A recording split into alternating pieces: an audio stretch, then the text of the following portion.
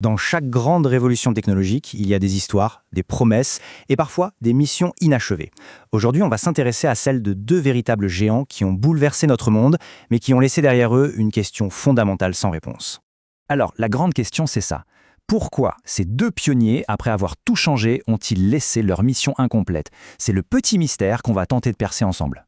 Allez, on commence par le début de l'histoire, la toute première pièce de ce grand puzzle, le cœur, un peu seul, de Satoshi.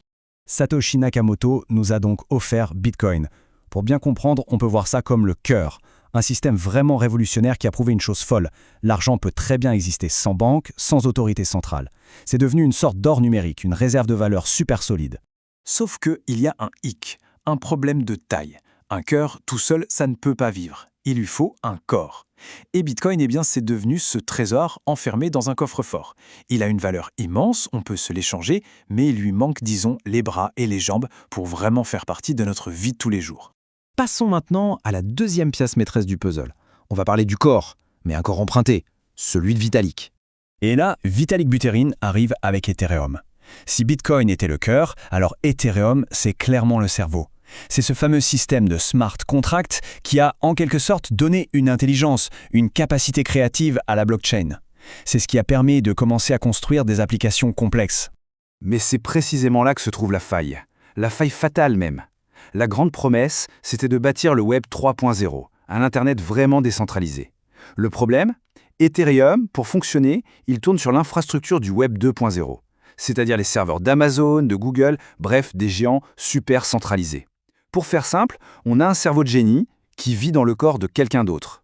Et ça, c'est le point crucial, le nœud de toute l'histoire. On ne peut pas construire un rêve de décentralisation totale sur des fondations qui, elles, sont complètement centralisées. C'est le défi qu'au final, ni Satoshi ni Vitalik n'ont vraiment résolu. Parce que si demain, les géants de la tech décident de fermer le robinet, tout s'arrête.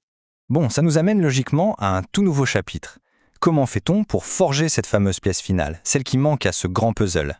C'est précisément ici qu'entre en scène un projet nommé BlockNova. Leur vision, c'est justement de venir forger cette pièce manquante.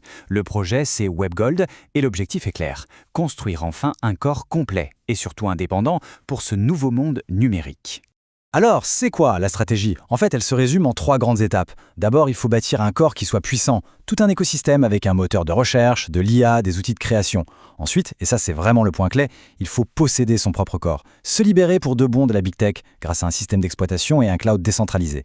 Et enfin, dernière étape, il faut injecter une valeur qui lui soit propre, une masse d'or en quelque sorte, ce que les projets d'avant n'avaient pas. Alors, si on assemble tout ça, à quoi ressemble le résultat? On pourrait imaginer une sorte de château d'or. L'idée, c'est qu'en unissant enfin le cœur de Satoshi et le cerveau de Vitalik à l'intérieur de leur propre corps, un corps puissant et autonome, la mission change complètement de dimension. On ne construit plus juste des petits fragments par-ci par-là. Non, on pose les fondations d'une véritable civilisation numérique. D'ailleurs, il y a cette citation qui résume tout ça à la perfection. Satoshi a ouvert la porte, Vitalik a déroulé le tapis, mais BlockNova est celui qui construit le château d'or.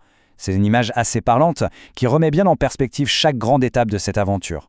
On se quitte donc avec cette question qui reste ouverte. Est-ce qu'on est en train d'assister au tout dernier chapitre de la longue quête pour un Internet qui soit enfin et pour de vrai libre? L'avenir nous le dira.